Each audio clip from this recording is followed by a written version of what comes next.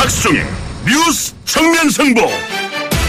안녕하십니까, 곽수종입니다. 9월 20일 수요일 뉴스 정면승부 시작하겠습니다. 평화는 참 따뜻하고 온화하고 안정적인 단어 같죠. 그런데 말입니다, 이 평화라는 말은 그냥 거저오는 것도 아닌 것 같습니다.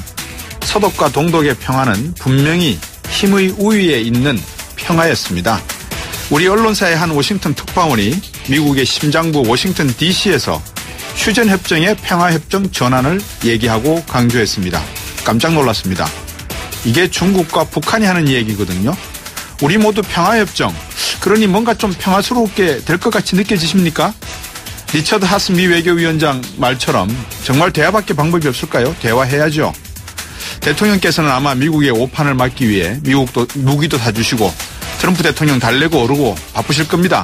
정치가 또 국민이 이 안타까움을 몰라준다고 하실지 모르겠습니다만 평화 대통령 왠지 멋있죠.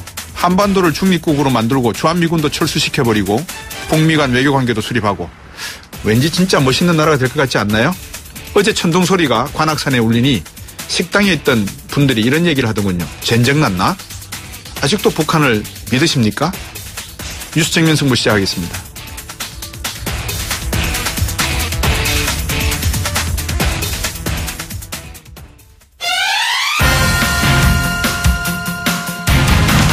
네, 오늘 저희가 준비한 순서 말씀을 드리겠습니다. 오늘은 먼저 우리 이종훈 박사하고 잠깐 이야기를 먼저 하고 난 다음에 김명수 대법원장 후보자 임명 표결 내일 있는데 오늘은 법사위 이야기가 있는 모양이에요. 그래서 더불어민주당 전해철 의원과 전화 연결을 해서 여러 가지 입장, 여야 입장 가운데 여당의 입장을 한번 들어보고 2부에서는 이 국민의당 원내수석 부대표 맡고 있죠. 권은희 의원 연결해서 이 국민의당 안철수 대표의 말 따라 결정할 수 있는 결정권을 가지고 있다는 당인데 한번 들어보도록 하겠습니다. 멕시코 지진에서 이 피해가 상당한 것 같은데요. 우리 교민들 안전도 걱정이 됩니다. 한 분이 지금 실종 상태라는 말을 제가 듣들은 듯한데 3부에서는 멕시코 현지 전화 연결해 보겠습니다. 방금 법사위 채택 끝났다네요. 그래서 그냥 원래대로 저들이 가도록 하겠습니다. 법사위에서 많은 분들이 걱정했고 대통령도 걱정하셨는데 김명수 대법원장 후보자 임명안 표결이 채택이 됐다고 하니까 아마 내일 본회의에서 결정이 될 모양입니다. 이어서 오늘은 정치하는 청년 주간 여의도 시간이죠. 정치와 젠더의 감성을 주제로 해서 더불어민주당 정당발전위원회 장경태 위원, 바른정당 이준석 최고위원들과 토론해 보겠습니다. 청취자 여러분들 많이 참석하십시오. 여러분들의 방송입니다. 우물정 0945 단문 50원 장문 100원입니다.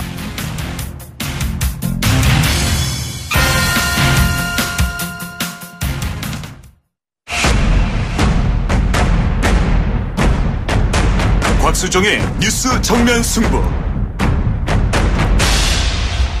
네, 이걸 축하드립니다. 말하기도 뭐하고 참 그러네요. 방금 법사위에서 김명수 후보자 임명안 표결에 관련해서 일단 법사위는 채택을 한 모양입니다.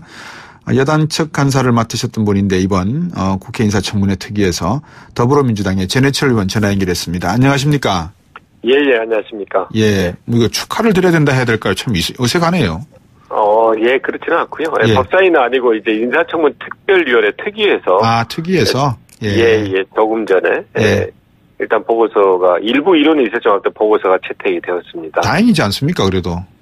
그렇습니다. 예. 저희들로서는 이제 내일 본회의가 예정되어 있지만. 예. 청문회에서 그동안 논의했던 내용들이 보고서 채택도 되지 않으면. 그러니까요. 또 많은 국민들이 걱정할 수도 있고. 네. 또 잘못된 의사로 왜곡될 수도 있는데. 예. 그런 면에서 오늘 청문회가 보고서가 채택된 거에 대해서는 다행스럽게 생각합니다. 예. 제가 이 정치를 정말 잘 몰라가지고 제가 법사위라 그랬는데 죄송하고요. 예. 국회 인사청문회 특별위원회 전체회의에서 적격 부적격 의원을 함께 넣어서 인사청문 보고서 채택됐다는 말씀을 청취자분들에 드리고 한번 좀 정면 승부니까 단도직입적으로 여쭤보겠습니다. 내일 통과될 것 같습니까? 어떻습니까? 좀 작업 좀 하셨어요? 저희들은 이제 아무튼 원내 포함해서 많은 분들이 노력을 하고 있습니다. 야당에 대해서 협조를 구하고 그리고 이제 더 이상의 사법부의 공석이 있어서는 안 된다라는 거에서 설득하는 노력을 계속 하고 있고요. 예. 다른 것보다도 우리 김명수 후보자에 대해서 안 된다는 근거를 잘 찾기가 어렵습니다. 네. 그러니까 그런 면에서 이제 저희들은 좀 많은 분들의 설득과 노력에 의해서 잘 통과될 수 있지 않을까라고 기대를 하고 있습니다만은 어떤 결과를 아직 예측하기는 쉽지 않은 것 같고요. 그 안 된다라고 하는 근거가 제가 보기로는 세 가지인 것 같습니다. 첫 번째, 동성연애자에 대한 소수 의견에 상당히 표를 많이 기울여져 있는 것 같다라는 거 하나 하고요. 두 번째는 재판부에 계셨지만 이 높은 자리에 앉아보신 적이 없다라는 거 하나 하고요. 그다음에 세 번째는 우리법 연구회 같은 어떤 특정 이념적인 이데올로기에 편향된 연구의 소속에 계셨다. 이 세 가지가 아마 많은 분들에게 조금 퀘스천 마크를 주는 그런 것 같습니다. 첫 번째부터 말씀드리면요. 동성애 부분에 대해서 정말 사실이 왜곡되어 있습니다. 그렇다고 그러더라고요. 일단 후보자가 정확하게 이야기한 것은 후보자 김명수 후보자 경우에는 동성애를 옹호하거나 지지한 적이 전혀 없고요. 청문회에서 이야기를 할 때도 동성애를 이유로 부당한 차별을 해서도 안 되지만 동성애를 반대하는 견해를 피력하는 것도 오히려 하나의 권리로 존중이 돼야 된다라고 하면서 우리 법상 동성혼은 아직 허용되지 않는다라는 것을 분명히 이야기했습니다. 그런 면에서 지금 일부 이제 문자나 또 시민분들께서 이야기하는 동성애 내지 동성혼 지지에 대한 후보자의 생각은 전혀 사실이 아니라는 걸 제가 분명히 말씀드리고요. 두 번째 말씀드린 이제 대법관을 하지 않았다. 또 법원행정처에서 직을 맡지 않았다라는 부분에 대해서 약간의 이제 자질 이야기를 하고 계시는데 일단 우리하고 가장 법제가 유사한 일본의 경우에도 대법관 중에서 대법원장을 임명하는 관행이 옛날에는 있었지만 2008년부터 새로운 그러니까 대법관이 아닌 분이 대법원장으로 되는 것이 됐고요. 특히 미국의 연방 대법원장은 50세입니다. 나이가. 그래서 그 나이나 또는 경력을 갖고 이야기를 하는 것은 맞지 않고 나아가서 후보자의 경우에 법원 행정처 경력이 없는 것이 오히려 법원 행정처가 관료화되어 있고 얼마 전에 법관들에 대한 블랙리스트 사건처럼 과도한 법원 행정처의 권한 또는 왜곡된 그 권한 행사에 대해서 개혁할 수 있는 적정한 인사라고 생각하고요. 마지막으로 말씀드린 이제 이념적 편향성을 이야기하고 있는 것이 국제인권법 학회 회원 내지 회장이다라고 이제 이야기를 하는 건데 이 국제인권법 연구회 같은 경우에는 474분의 법관이 가입되어 있습니다. 다시 말씀드리면 3,000여 분의 법관 중에서 6분의 1이 가입되어 있어서 그 연구회가 무슨 편향성을 가진다라고 말하기 어렵고 실제로 이 연구회가 했던 정기 세미나나 학술대 주제를 보면 인권의 국제적 보호 제도라든지 국내 법원에 의한 국제 노동 기준의 허용 등 법원이나 법관이 알아야 될 내용을 이야기하고 있는 거지 편향성을 보인 것은 전혀 없다 생각을 했어요. 그래서 제가 처음에 모두에 말씀드린 바와 같이 지금 후보자가 안 된다라고 이야기하는 것에 대해서 합리적인 근거를 제시하는 것은 아무것도 없다는 겁니다. 알겠습니다. 자, 근데 이제 결국은 또 국민당이 이번에 자율투표 하겠다고 했는데 사실 뭐 좀 신경 쓰이는 거는 맞는 거죠, 그죠? 국민의당이 어떻게 할지. 그렇습니다. 특히 이제 저희들의 그 김희수 현재 소장 후보자 경우에도 그게 이제 잘 안 되고 했던 얘기가 있고 하기 때문에 저들로서는 아무튼 국민당 의원분들이 이번에만은 저희들과 함께 이렇게 협조를 해주기를 설득하고 또 이렇게 많은 노력을 기울이고 있습니다. 추미애 대표가 심심한 유감 표현도 하셨고 그런데도 또 안철수 대표하고 좀 만나자라는 제안도 했는데 안철수 대표가 일정 때문에 바쁘다라고 못 만나신 것 같고 추미애 대표라든지 이런 분들이 당에서 조금 더 이런 문제에 앞으로 좀 신경을 좀 쓰셔야 될 부분이 있는 것 같습니다. 그죠?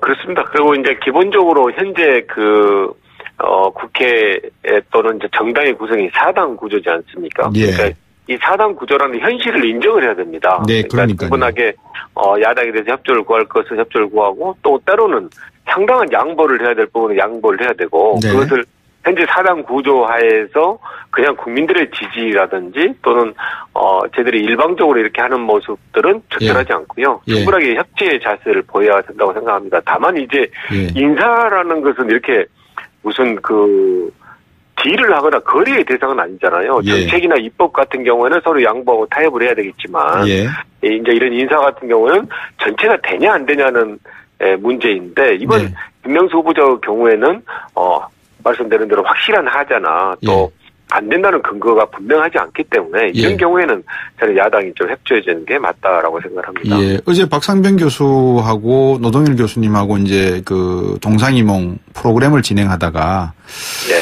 그동안에 이 민주당 소속 의원들 가운데 선거법 위반에 걸렸던 분들은 대부분 무죄나 아니면 뭐 약소한 그런 판결을 받고 다 해제가 됐는데 아직까지 국민의당과 바른정당, 자유한국당 의원들이 남아 계시는 분들이 있는 것 같다. 혹시 이게 딜의 한 대상은 되지 않을까 이런 뭐라 그럴까요? 뭐 나름대로 아주 거친 추측을 했는데 상관성이 있습니까? 없습니까? 그건 정말 맞지 않고요. 왜냐하면 이제 저희들이 작년에 사실 총선 끝나고 나서 저희 그 더불어민주당 의원들을 무리하게 기소를 했습니다. 그것도 일정 시기에 닥쳐가지고 저희들로서는 도저히 납득할 수 없고 어떻게 보면 그 기준점이라는 것이 기소 불기소에서 정말 불기소 같은 사안에서 무리하게 기소가 됐다 해서 이거는 정치적 탄압이라고 제가 이제 최고위원 회의 때 문제제기도 하고 했었거든요. 그 결과로 해서 이번에 무혐의 또는 무죄 또 상고심에서 무죄 이런 확정 이런 게 이제 되고 있는 거고요. 나아가서 지금 이 재판의 결과는 작년 말부터 쭉 해왔던 것입니다. 갑자기 한 게 아니고 또 5월 9일 대선 이후로 재판한 게 아니고요. 그전부터 작년부터 쭉 무리한 기소에 의해서 법원의 판단이 있어왔던 결과가 이제 나타나는 거여서 지금 이걸 가지고 무슨 법원의 약간의 현 정부에 대해서 우호적인 모습을 보이거나 또는 법원과 어떤 지금 정부 여당이 이런 부분을 가지고 뭐 협의나 합의를 하고 있다 이런 것은 정말 억지이고 이런 근거 없는 이야기들이야말로 저들은 정말 어떤 판단을 하는 데 있어서 배제돼야 될 사유다라고 생각을 합니다. 워낙 전 정부 때 이 청와대에서 일어난 일들이 하도 상상하기도 힘든 일들이라서 많은 국민들이 상상력이 좀 늘어나신 부분도 있을 겁니다. 아마 그런 그렇습니다.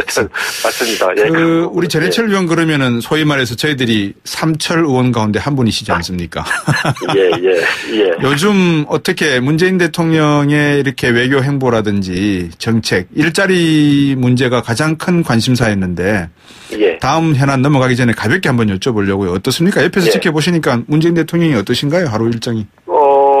저희들은 이제 문재인 후보 시절에도 이야기했지만 이제 준비된 대통령이 되겠다라고 이제 이야기를 했습니다. 사실 인수위가 없어서요. 그런데 이제 그래도 불구하고 저는 이제 준비된 대통령으로서 면모를 잘 보였다고 생각을 합니다. 그러니까 아직 입법 과제가 아닌 대통령으로 할 수 있는 거, 예를 들면 선거연봉제를 폐지한다든지, 니무리한 행진곡을 재창하게 한다든지, 또 그 공공기관에 대해서 비정규직을 정규직으로 바꾸는 거라든지 이런 것들을 잘 이렇게 준비된 성과를 보이니까 이제 국민들에 대해서 많은 지지를 받았다고 생각을 하고요. 다만 이제 앞으로가 굉장히 좀 문제라고는 생각합니다. 왜냐하면 예를 들어 당장에 있는 이제 검찰개혁, 공수처 이런 부분은 다 입법을 해야 되는 거기 때문에 입법을 하기 위해서는 국회에서 통과해야 되고 아까 말씀드린 사당 구조화에서 기본적인 협치를 이루어야 되는 거기 때문에 이제 문재인 대통령의 앞으로 개혁의 여러 과제들은 앞으로 많은 노력, 특히 이제 국회에서 입법의 노력이 필요하다라는 면에서 이제 쉽지는 않지만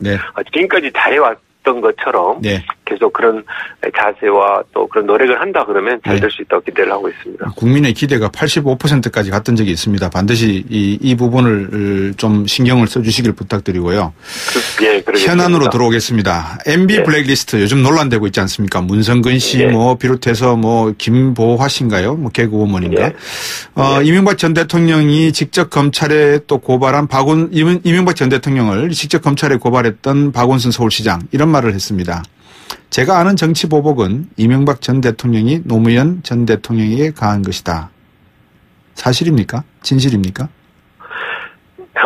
저는 이제 그 박원 시장께서 말씀하신 거에서 어떤 취지로 이야기를 했는지 제가 그것을 이제 속단해서 말씀드리기는 어려운데요. 다만 이제 노무현 전 대통령께서 서거하시는 부분에 대해서 저희들은 상당히 억울한 부분이 있다라고 생각을 하고 또한 따라서 이제 규명이 돼야 될 부분도 있다고 생각을 합니다.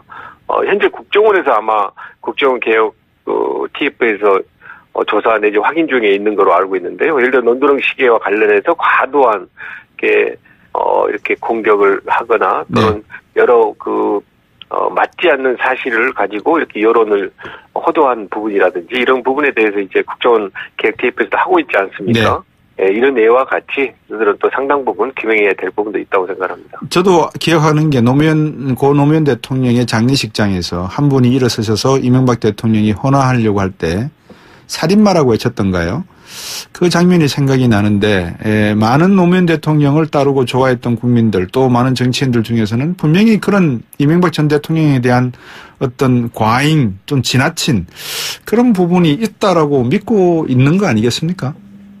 말씀드린 바와 같이 저희들이 이제 감정적으로 하는 것을 떠나가지고요. 네.